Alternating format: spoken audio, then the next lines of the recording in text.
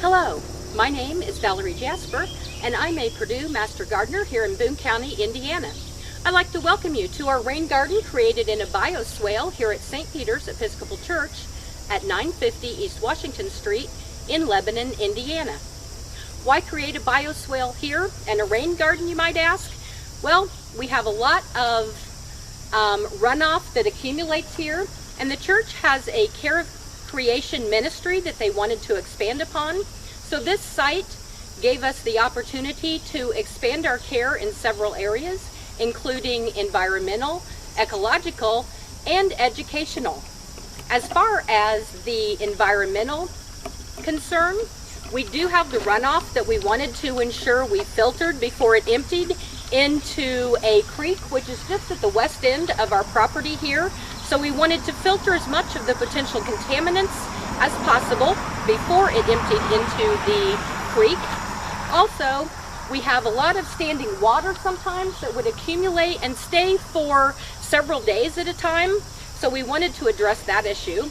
As far as ecological concerns, we focused on native plants, Indiana native plants, and selected 35 varieties, I think we're more than that at this point, of Indiana native plants, and over 200 plants went into this phase 1 of our project. From an educational perspective, I was working with Sandy Daly here at St. Peter's Church, teaching junior master gardener classes, and we were talking about ways we could give the kids some additional educational opportunities, and the rain garden came up as an option.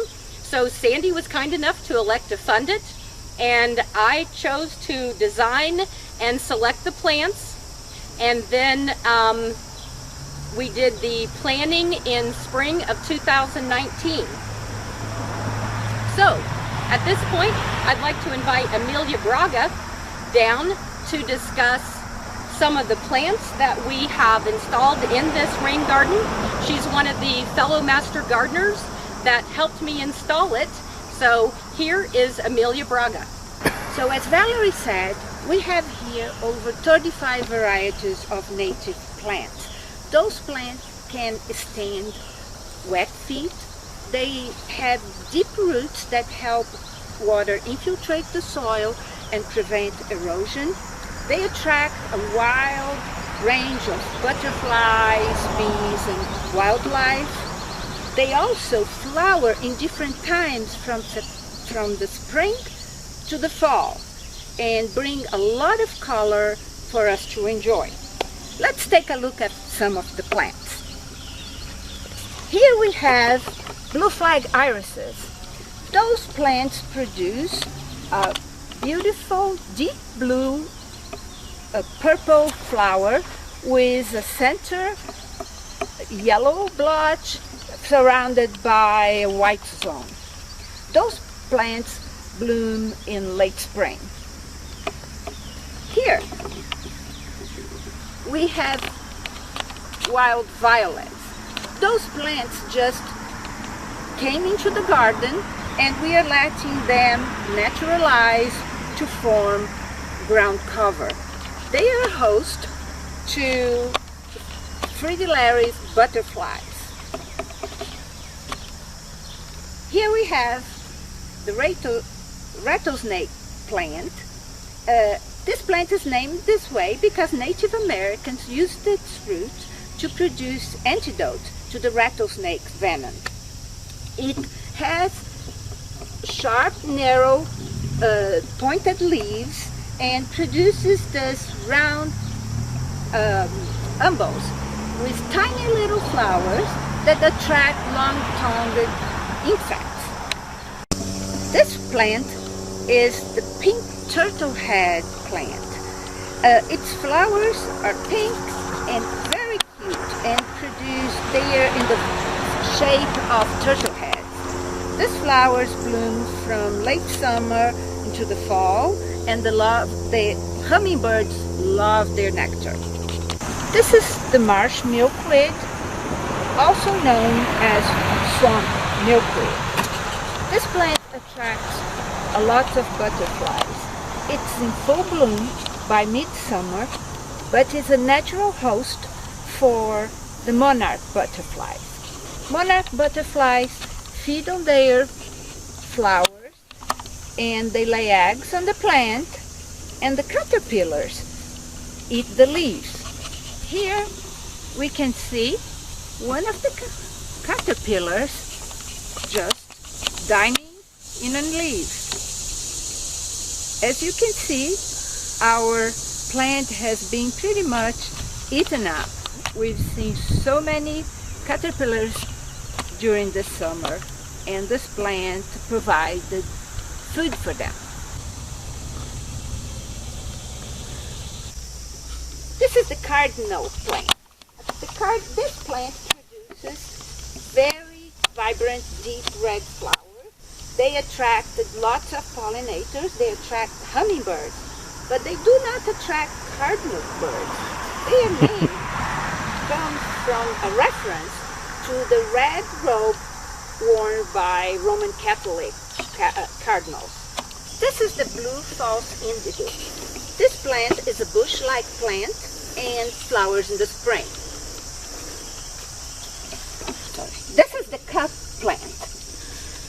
It has this name because it has opposite leaves that are kind of welded to the stem, forming kind of cup, and that retains rainwater where birds and insects can drink from. This plant blooms from late summer into the fall and provides food for wildlife and seeds for birds. This is the aster. This plant is a late season bloomer and will bloom throughout the fall.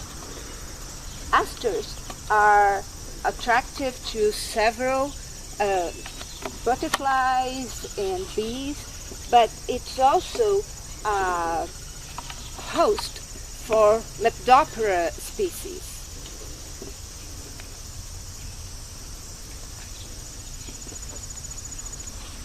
Here we have the Joe Pye weed. It's called Joe Pye weed because a Native American called Joe Pye used this plant to treat fever. This plant attracts a lot of wildlife, attracts butterflies, hummingbirds, and bloom in the summer.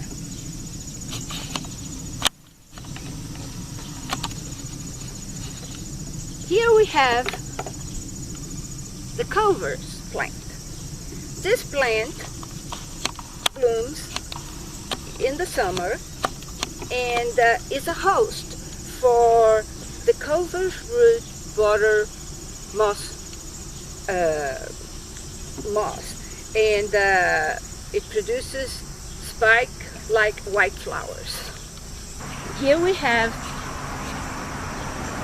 the Liatris or blazing star.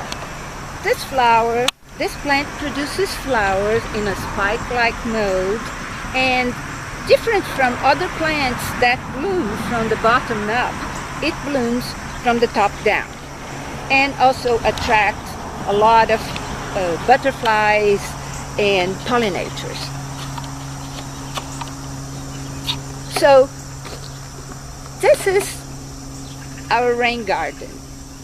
Some time ago, this was just an area that accumulated rainwater. Now it's a beautiful garden full of plants that attracts wildlife and is here for us to enjoy. Now back to Valerie, who is going to tell you about the next phase of the project. So as you can see from Amelia's tour, this garden is fairly large in size. It measures about 45 feet in total length around the curve, and then is approximately 10 feet wide. This was just phase one of the garden. Because it was so large, we elected to divide the installation into 3 phases. So this was phase one. So starting in 2020, we had planned to expand towards the west of the garden so that we could complete the installation heading back towards the drain that leads into the creek. But as most of you know, all of our plans were changed this year. So we canceled the purchase of plants, have focused on maintaining the phase 1 installation and keeping any weeds down as we wait on our plants to fill in. I couldn't help myself some though, so I brought in a few plants from home, some black-eyed Susans. I was successful in starting some elderberry cuttings this year, so we placed those around the perimeter back here, as well as some pawpaws we brought in to fill in. So we're now beginning to plan for 2021. So we'll be looking to further enhance our native plantings, focusing on all Indiana natives, including the introduction of some sedges and grasses. We'll be looking to do some additional brochures and signage for the garden. We have plant signs down with their common and Latin names, but we'd like to get some more educational type brochures and signage available up front to draw people in. We also just recently applied for our native, We Grow Indiana Native Garden certification through the Indiana Native Plant Society. So we're looking forward to that being awarded shortly. So we'll begin selecting our plants for 2021. We've been quite successful, as Amelia mentioned, bringing in our pollinators this year, our birds, butterflies, even hummingbirds to enjoy the cardinal flowers. So in addition to the pollinators we've been successful in bringing in, we also have attracted a few deer to the area. So I'll be spending a lot of this year focusing on finding those plants which are deer resistant. We've had quite a few of the tops eaten off of some of the plants we've put in. And so we'll be focusing first on planting this area. And then we also want to move a little further out towards the road to the area to the south. That will give us the ability to plant plants which are full sun-loving plants.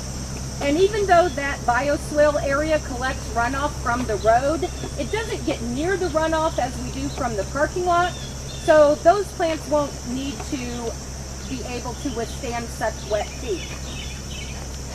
So we thank you for coming to visit our rain garden in this virtual tour.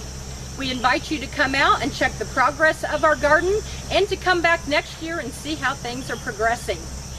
Thank you.